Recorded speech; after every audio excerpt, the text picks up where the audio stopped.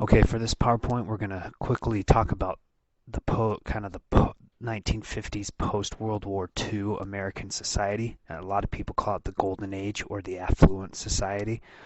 Um, in no time before 1951 in human history, not just U.S. history, but human history, was food so available and cheap as it was in America.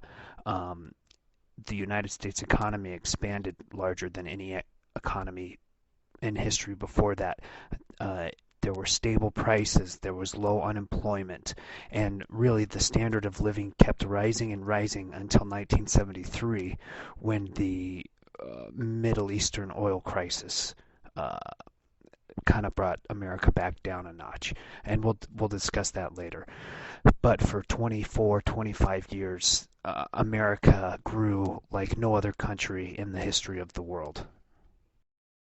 Okay, this is really when the standard of living becomes a major ideal. We kind of talked about it in the 20s and 30s before the Great Depression, more the 20s, but after World War II is when standard of living becomes very important. The ordinary citizen by far was the wealthiest in history, but they had ample amount of food, housing, income, education. They had time off for their weekends. They could go recreate.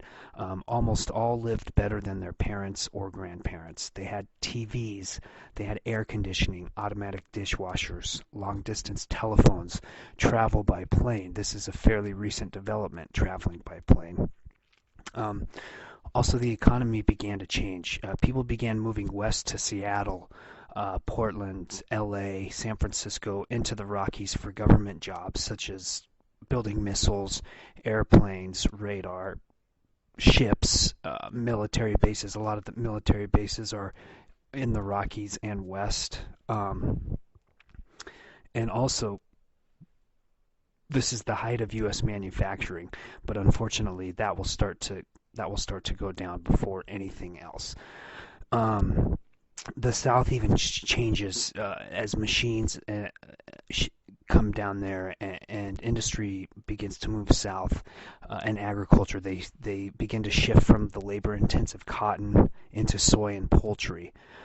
But at the same time, more than 3 million people from the south begin to migrate north looking for government jobs or looking to move into northern cities. At this time, you also get something that's very important. It's called the suburban nation. And what this is, the whole idea is that what drove the economy was building houses and consumer goods.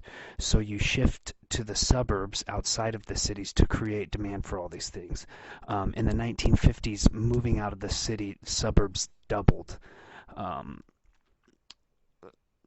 pre I don't know if you guys know this, but you could buy houses in from Sears catalogs, and these pre-assembled houses, those became very famous, and it was really quick and easy to get a house, and they were priced well. So out of this, as people begin to move out of the city into the suburbs, you start getting things like malls and strip malls and uh, things that we have today that you kind of think were always around.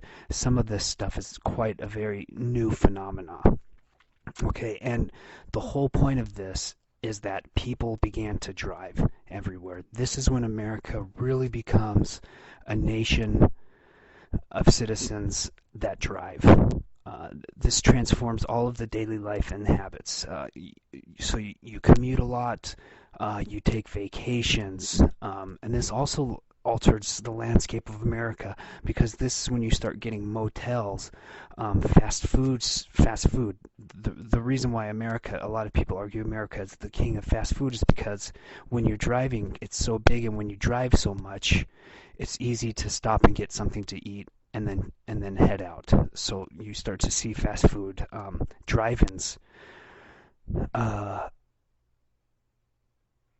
McDonald's went from 700 in the early 50s to almost 3,000 by 1960, and they were sold over 400 million burgers. By then, McDonald's booms. And really the car begins to symbolize the identity of freedom, mobility, and private choice, right? Now you can choose where you want to live. You don't have to live right next door to where you work because you can drive there.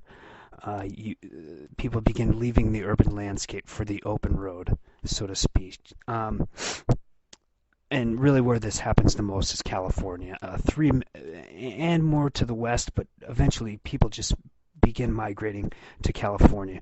30 million people move west of the Mississippi by 1975, and centerless cities, cities that don't have like a real downtown, but are just kind of urban sprawl, places like Houston, Phoenix, Los Angeles, begin to be built. And these cities differ from the east, where, like New York City, where downtown is the economic center, which is linked to people's houses by public transportation, whereas in the western you get people driving to work instead of taking public transportation, and you get all these clusters of single family homes that get united by highways.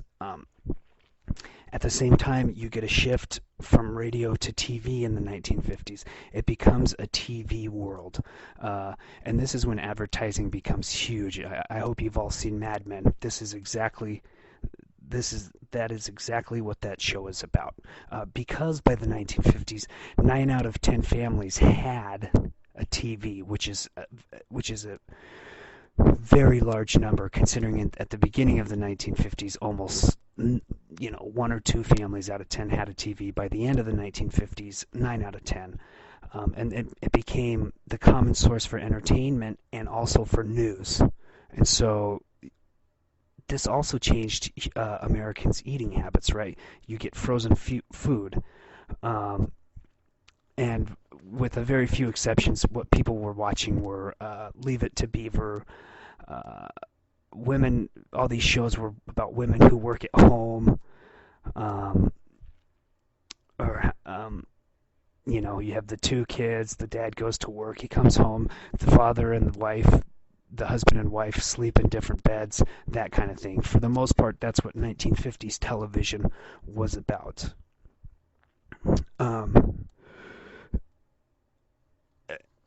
At the same time, because of this kind of idea about advertising to women, the whole idea is that women were staying home to work. Although they did work more than ever outside of the home, in 1960 they still only earned 60% of what a man earned if they were doing the same job.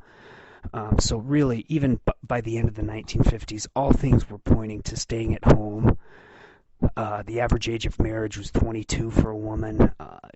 The divorce rate was very low, but that doesn't necessarily mean they were happy marriages. It's just that people used to not get divorced, and they had more children.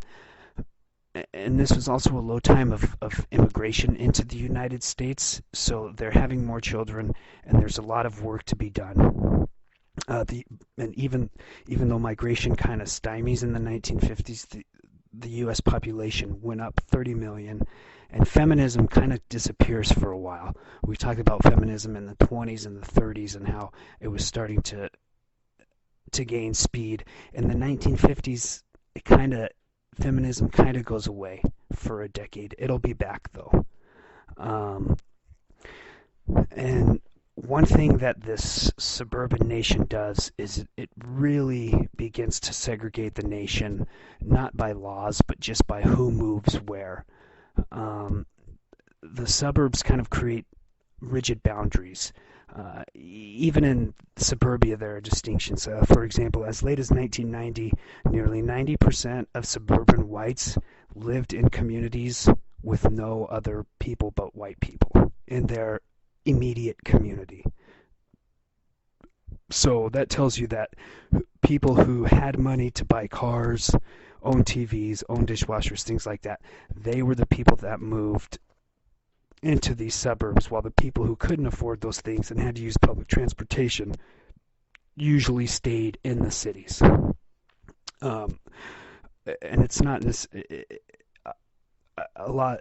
it's not necessarily a government thing, but a lot of people did begin moving out of the cities because they started to decay. I mean, look at Detroit today, right? It's a shell of a city because everybody's kind of started moving out of there. And so this kind of happens in a lot of the Midwest mid-level cities and even the larger ones. And one of the main reasons why this really works is because the feds insured mortgages that barred resale of house to non-whites. So in a sense, they were financing segregation, but they did it legally. They didn't do it by acts or amendments or anything like that. They did it through mortgages. Even when the Supreme Court said it was unconstitutional in 1948, banks really did the same thing the governments did by not subsidizing mortgages unless you moved to a suburb and unless you were found that you could be able to pay for the house at some point. So what that did was it kind of lessened the chances of people who were making less money to get a mortgage. So basically what ends up happening is you have to stay put where you are, and it's kind of the cycle of living in poverty, not being able to get a loan. So then, you know, your kids are the same way. Um, so in 1950, they think probably set total from the 1950 to 1960, probably a total of 7 million white people left the city for suburbs. And what ends up happening is once they moved out of the cities, then African Americans from the South and Puerto Ricans and immigrants, even though there wasn't a lot of immigrants, but uh, uh, immigrants that weren't already in the country, or first generation immigrants from the South or from the Southeast, the white people began moving out of these cities in the North and the Northeast, and so African Americans and other people like Puerto Ricans, Americans, and people like that began moving into the cities. And like I said, nearly 3 million African Americans from the South. And so really what this does is it kind of creates new ghettos. It's a perfect example is Detroit. I'll use it again, right? It tends to be more well-off people who are moving out of that city, and so when people move out of that city, other people are moving into taking their place, and it's not necessarily creating a good economic situation there. Um, Lastly, you really get this whole idea of free enterprise. This kind of goes along with the car and being able to choose where you want to live if you own a car and where you want to take vacations and things like that. So free enterprise is really what freedom becomes about in the 1950s. It's all about the economic system and having private ownership and having things much like consumerism, having the government not control anything and just having free enterprise. It's really called libertarian conservatives. Just the whole idea of no government influence and letting the economy take its course, and very laissez-faire, what we would call a libertarian today. So that's really what freedom becomes in the 1950s. All right, so this slide we're going to talk about Dwight Eisenhower, also known as Ike, and how he kind of changes what republicanism was, brings it into the modern Republican era. He was the military leader of D-Day, so he was the hero of that, and he basically changed the Republican Party from being in cahoots with big business to thinking about the forgotten man, the hardworking man who's burdened by taxes and an unresponsive bureaucracy, in the sense that the guy or woman works hard, but he's taxed too much, and even though he pays his taxes, he or she, the bureaucracy is just too big, and it's not functioning correctly.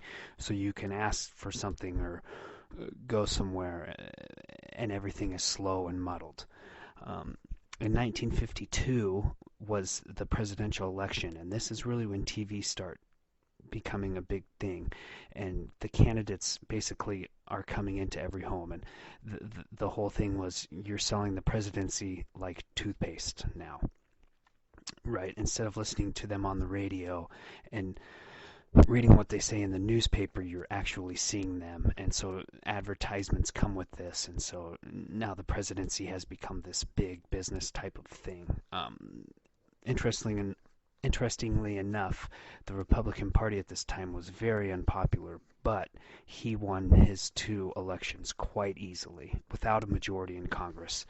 Um, and he really kept a lot of bipartisan drama down. He was a very he worked well with both sides, and he really comes up with what we think of as modern republicanism until the Tea Party has taken it over the last 4 or 5 years.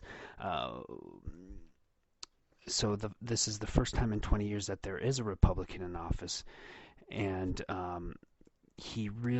Eisenhower really championed business and fiscal conservatism.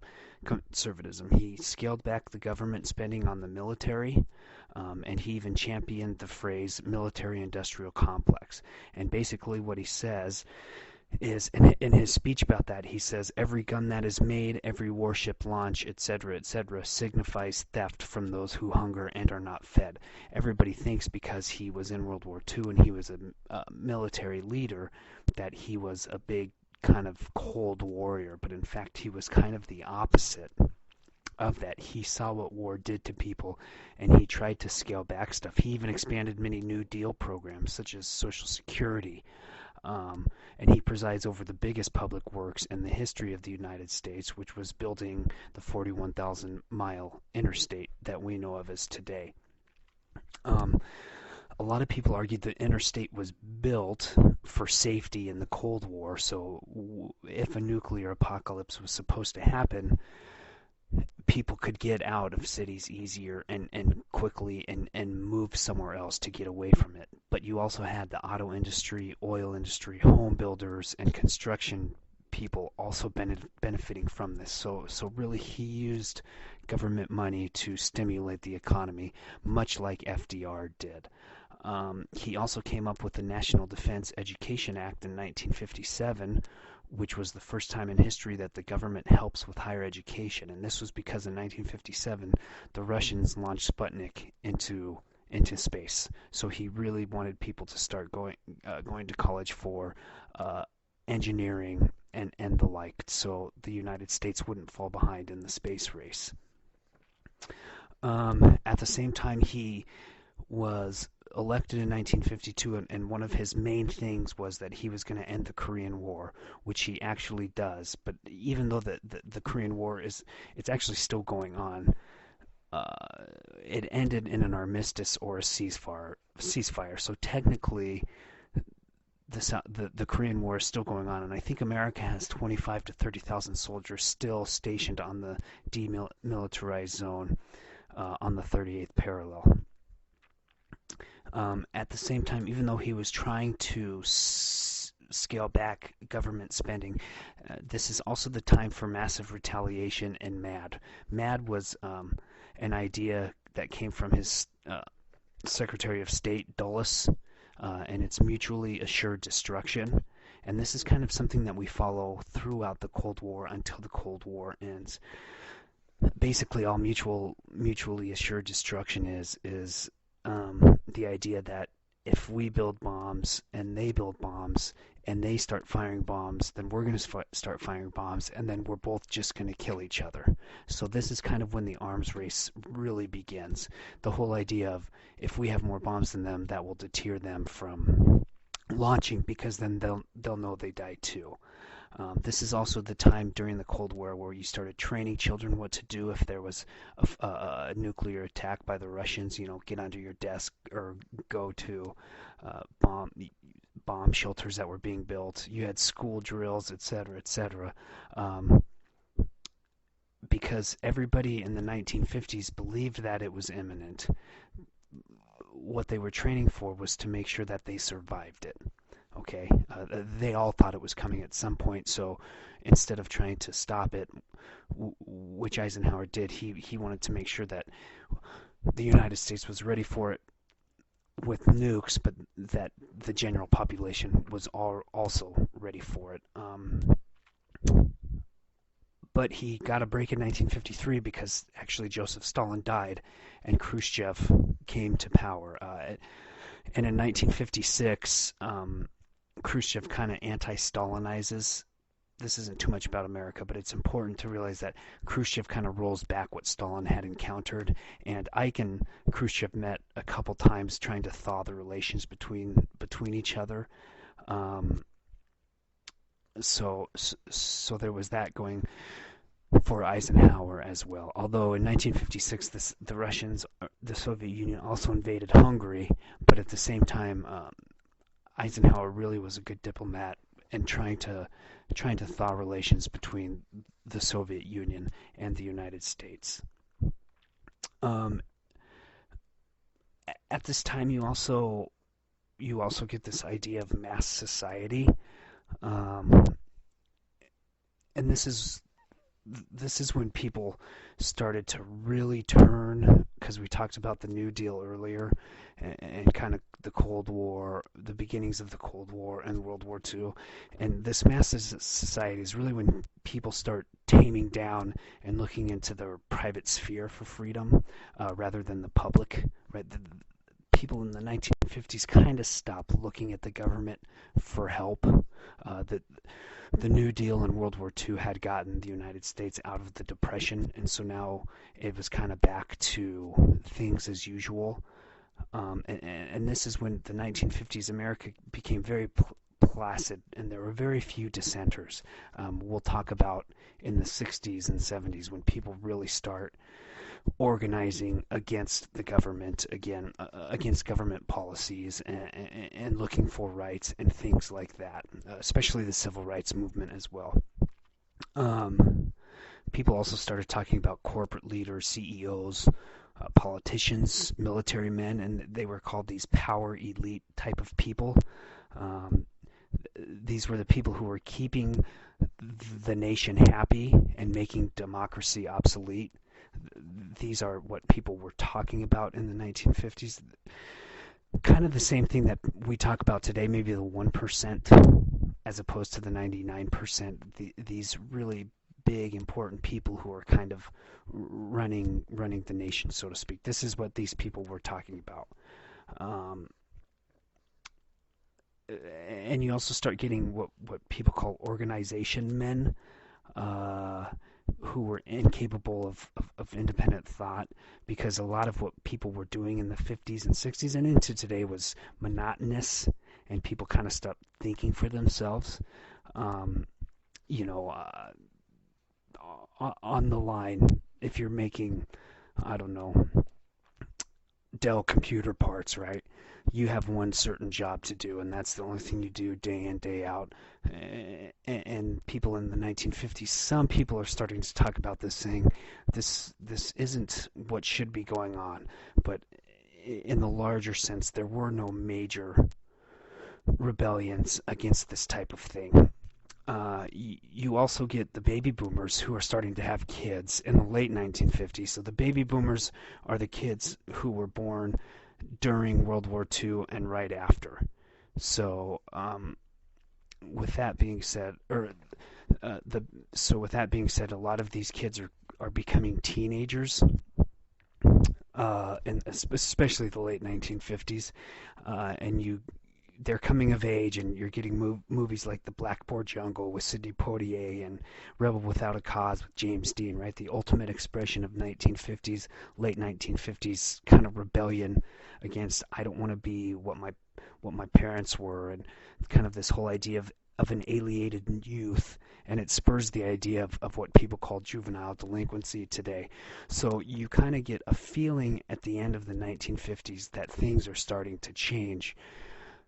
They don't until the 1960s, but you get kids walking around in white T-shirts and black leather jackets, riding motorcycles with their hair slicked back. The classic James Dean kind of Marlon Brando rock and roll Elvis Presley type of thing. Obviously Elvis Presley is way up there. Um, and the interesting thing about Elvis Presley and other people from famous people from the late 1950s, early 1960s, as far as rock and roll is concerned, is the fact that really what they were doing was bringing black music into the mainstream, right? Elvis Presley hardly wrote any of those songs, but what he's doing is he's using songs from the South and from all of these other recording labels, and he's bringing it to the mainstream, right? And he's doing it in a way that many people in the 1950s thought was quite scandalous. Ask your parents, maybe not your parents, maybe ask your grandparents about that. They'll talk to you about that. And you at the same time you also get this picture right here is James Dean with Marilyn Monroe, two of the uh, most popular people from the 1950s, if not the two most popular people. And they're a typical idea of the end of the 1950s and kind of this rebellion against society. You also get the beat poets, and these are the guys on top. This is Allen Ginsberg and Jack Kerouac. I'm sure you've all heard of Jack Kerouac. And at the end of the 1950s, they're really railing against this mainstream culture, leave it to Beaver kind of idea. And Ginsberg wrote Howl, which was a set of poems and short stories against materialism and conformism. But obviously, these guys are all doing this with Ken Kesey. They're all doing it tripping on acid, right? And they're in their little vans traveling the country, just tripping or riding trains or whatever.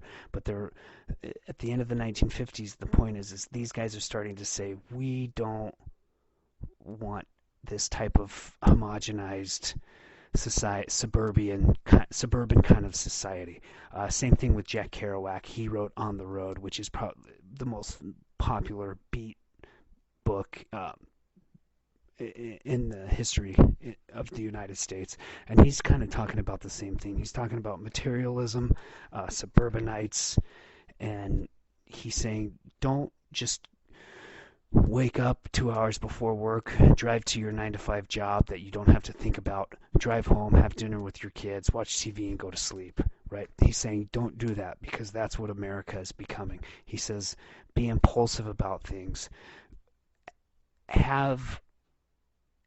Do stuff for your immediate pleasure, right? He says do drugs, get high, you know, make love not war type of thing.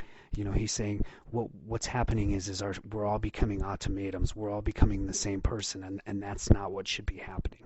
And these two guys were really into sexual experimentation.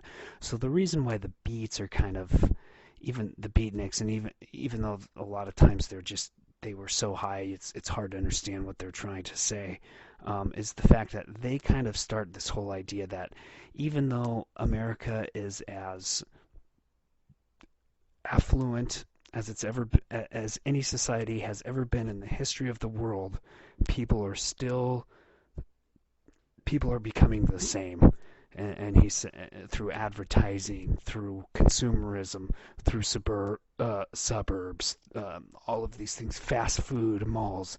We're all kind of becoming the same person, and these guys are saying we need to step back and look at ourselves. And this is kind of the end of the 1950s.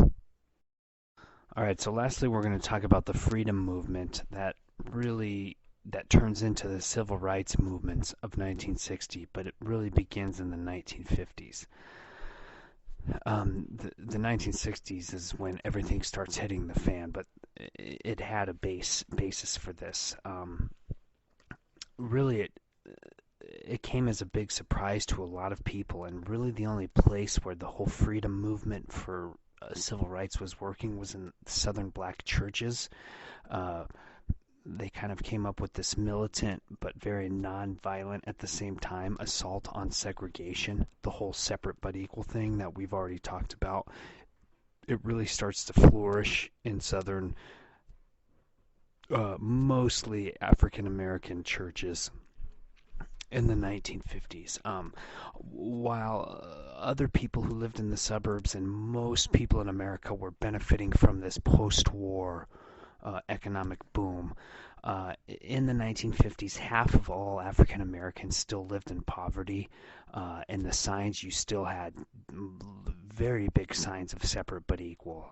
Entrances to buildings, fountains, theaters, restaurants. Um, you had guys like Jackie Robinson who could play on the Brooklyn Dodgers, but he couldn't eat at the same restaurants as them or stay in the same hotels as them. You had performers in Vegas like Sammy Davis, Louis Armstrong, Lena Horne, etc., etc. They could perform on the Strip, but they couldn't stay in the hotels. Um, and really, not only were many whites not encouraged to help, but really the government really didn't do much to help this either. And this isn't something about Republicans. I mean, FDR really wasn't that big on civil rights either. The whole idea of the New Deal was not to bring the South out of poverty and all these African Americans who had lived in poverty since their ancestors were freed slaves. So this isn't something new for the U.S. government, whether you're a Democrat or Republican. The U.S. government until the 1960s really did not step in and help with segregation and separate but equal. But this does not mean there wasn't a legal assault. Since the government wasn't keen to help, you get things like the NAACP and LULAC fighting against kind of restrictive housing, employment, and segregation. And where it really starts is with the Brown case. And the Brown case was brought up by Thurgood Marshall, who I'm sure a lot of you have heard of. He was the head lawyer for the NAACP at that time, and he really launches an assault on segregation in the South. And how he does it is he supports the local cases of black parents challenging unfair school policies. Even into the 1950s, especially in the South, children were still going to school with no running water or indoor toilets.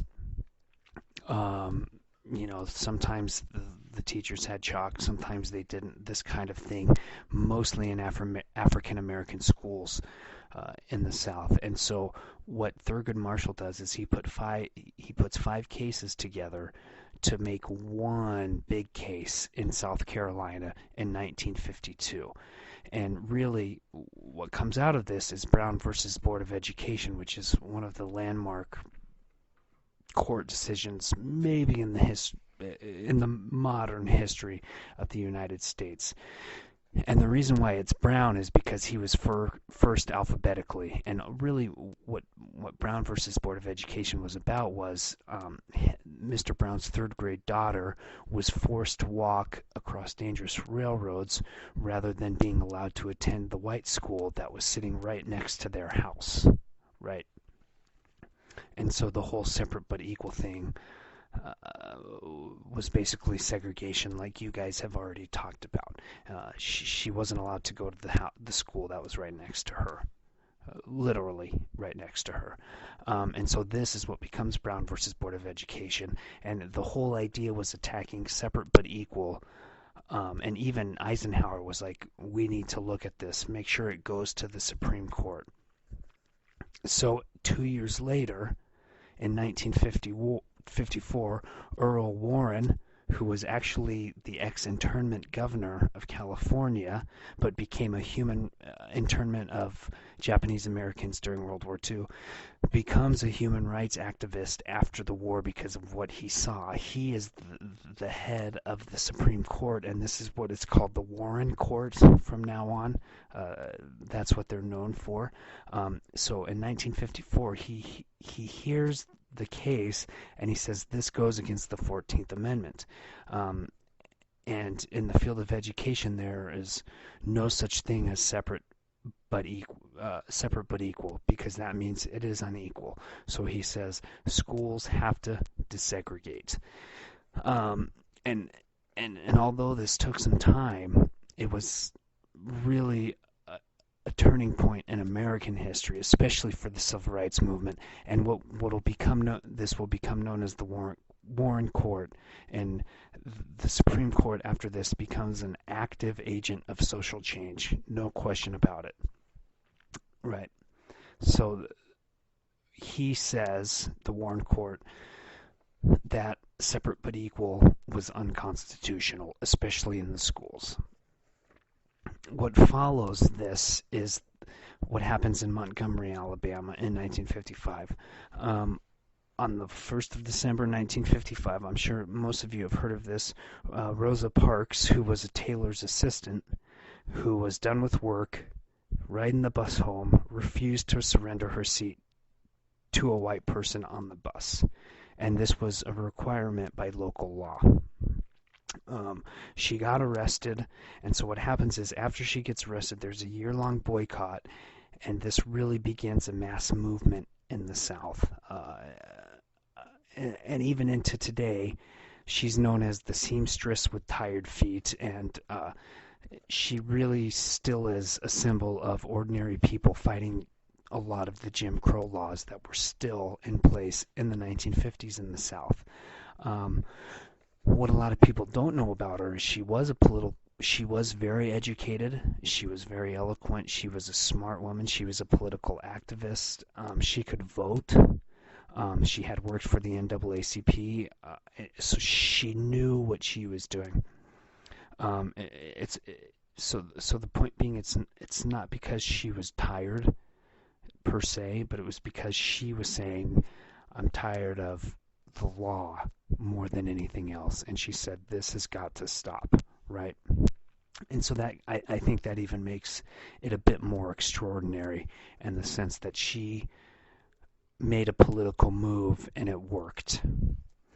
So for the next 380 days, despite legal harassment and occasional violence, African American maids, janitors, and students, they walked or they took informal taxis set up by their communities to work, and this really hurt the public transportation system a lot. So in November of 1956, South Carolina desegregated public transportation, and this actually. So Rosa Parks started something and she won, and this really makes world news, and it really makes the United States look bad. And in 1956, there was also somebody who was living in Montgomery, a 26-year-old minister named Martin Luther King Jr. And so he kind of uses her as Montgomery's national symbol, and he really riles people up. And this is really when the idea of freedom comes into everyday vocabulary. MLK over and over, he talks about the daybreak of freedom and justice and equality, where African Americans should be addressed as Mr. or Mrs. They need votes, schooling, employment. Basically, he's saying, if you are an American, you have certain rights, no matter the color of your skin. I mean, I know it's cliche, but he's really the person who says that's what freedom is. And this really hits home with a lot of people, especially a lot of people in the North. Not so much the majority of the South, but people in the North and the West, they kind of understand this, and then people become devoted, which we'll talk about for the 1960s. They become devoted to like these national values of, if you're an American, you should be free. And what freedom is voting, getting a good education, being employed, and being addressed as a human being, right? In 1956, Martin Luther King creates the SCLC, which is basically a Southern Coalition League of ministers and activists. And it really went against the South's refusal to follow the Brown versus Board of Education judgment.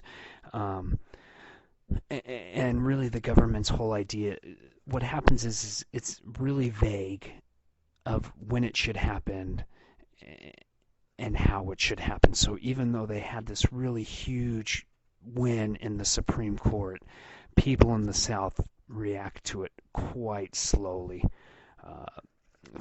And so in 1956, 82 of 106 Southern congressmen and every senator except Lyndon B. Johnson, who we'll talk about later, signs what is called the Southern Manifesto, which denounces Brown versus Board of Education as a clear abuse of judicial power, and they call for resistance to any forced integration by any means necessary. So it's just the basic Southern mentality, again, that a kind of Civil War type of mentality, saying we are a republic of states, we are not a whole country, and so the federal government does not have the power or the authority to tell us what to do, especially about separate but equal integration. They're saying the North is forcing stuff on us. And so the Brown versus Board of Education, it takes a while for this for these kind of things to happen. Many of the southern states start closing down schools, and the government privately was giving whites money to go to private schools instead. So they're closing down public schools where African Americans and white kids are supposed to go, and they're giving money to the white students so they can go to private schools. And some closed for 5 years. And really, the feds tried to stay out of it. But what happens in 1957 is in Little Rock, Arkansas, the governor, Faubus is his name. He uses the National Guard to block a school, a separate but equal school, actually an integrated school, and he uses troops to stop African American students from getting into the school. And so Dwight Eisenhower sends in National Guard troops. He sends in the 101st Airborne Division, and these men escort 9 African American children into the school. And you should look this up because it's very interesting. Even though it's an isolated incident, it is kind of the first time that the federal government, since the Civil War and kind of Reconstruction, has finally said, okay, enough is enough. We're going to come down and we're going to make you obey the laws that we have created. And it's interesting because it's integration of schools, of all things. But it's a bigger picture type of thing. And so that's kind of how the 1950s are going to end. We'll talk a little bit more about the 1960 election, which will be Nixon versus JFK, and this will be the first time that the presidential election debate will be on TV, and it really showed that looks mattered, because if a person would have heard the debate on the radio, they would have, almost everybody agrees that Nixon won the debate. But on TV, he looked bad and he looked old and he looked nervous, so actually JFK won the looks test and would eventually win the presidential election. And so next PowerPoint, we're going to kind of talk about the 60s, and we'll talk a little bit about the Vietnam War and the feminist movement and everything that the 1950s set up really comes to fruition in the next decade.